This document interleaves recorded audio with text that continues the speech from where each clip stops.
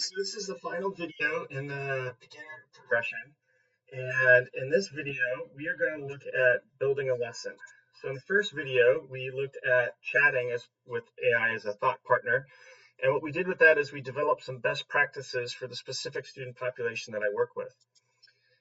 In the second video, the AI acted as a thought partner to help me understand how well a particular lesson is aligned with those best practices, to help me think about what might I want to emphasize more or less. In the third lesson, example rather, I provided the AI with some survey data from a Google form, and it was on classroom activities where I asked my students to give me feedback on the different activities we had done. And so the default in the Google form is that it will give me what the values are, but it doesn't really interpret it. And that's where the AI model helped. It gave me more context to understand why the students might have said some of the things they've said. And to be totally honest, I was a little disappointed that the students don't like GeoGebra and Desmos more, but the discussion with the AI made it clear that part of that could be cognitive load and that those tools require other skills to be better developed before those tools become really useful to students. And then finally, this final step is to actually create a lesson plan based on all of this other work that we've done.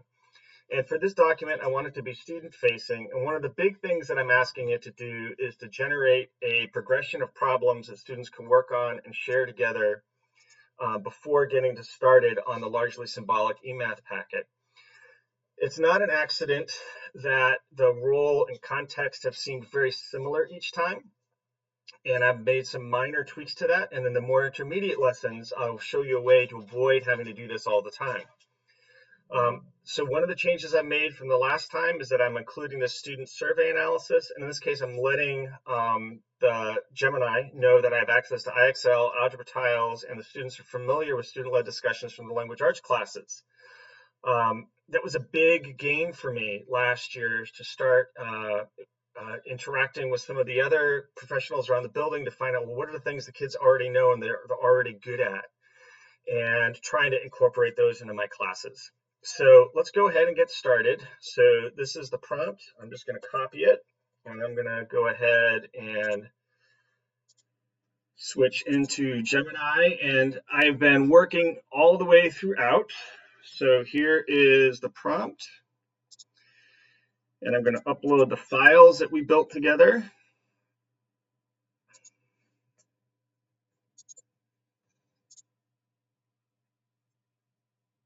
And I'm going to go ahead and run the request. And what I'm hoping to get is a student-facing page for this lesson. And that was quick.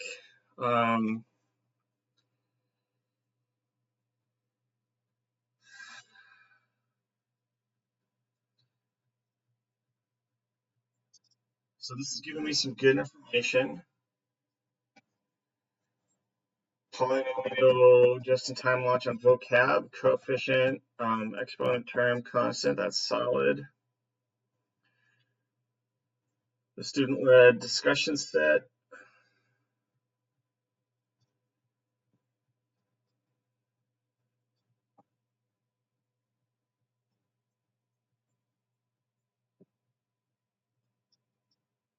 This is a nice group discussion goal, I like that. This is solid, I like that a lot too. And this consolidate and exit piece, I think for me professionally, is one of the things that I have to work on the most.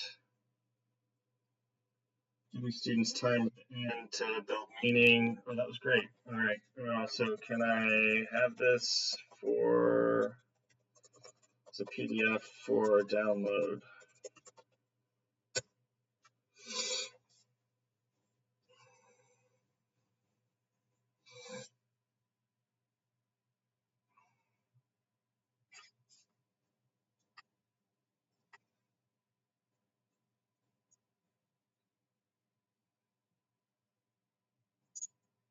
Let's take a peek at it.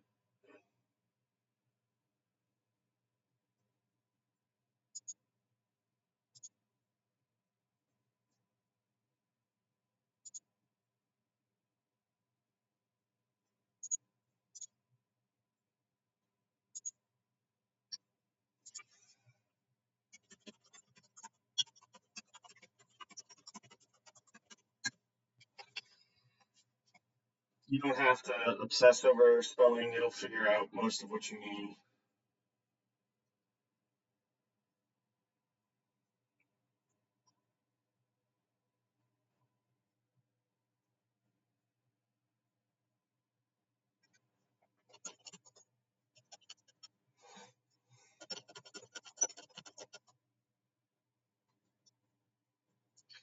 Okay, try it again. Oh, this time it worked. Let's go ahead and download it.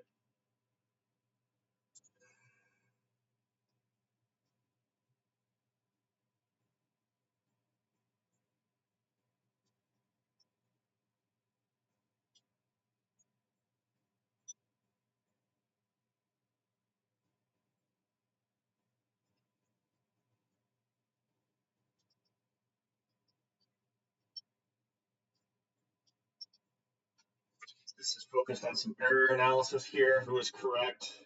Catch the error. That's solid. This is awesome. And an exit ticket as well. Time to consolidate. That's keeping me on task for that. I think honestly, this is gonna. It's doing things like this has helped my practice a lot. And partly because it reduces the cognitive load on me to do some of this. So I'm pleased with this. This is something that I can use. So this is the end of the beginner progression. This is just a sequence going from a basic chat to a revised lesson plan. And in the next phase, we'll learn how to generalize and make some of this workflow a little easier.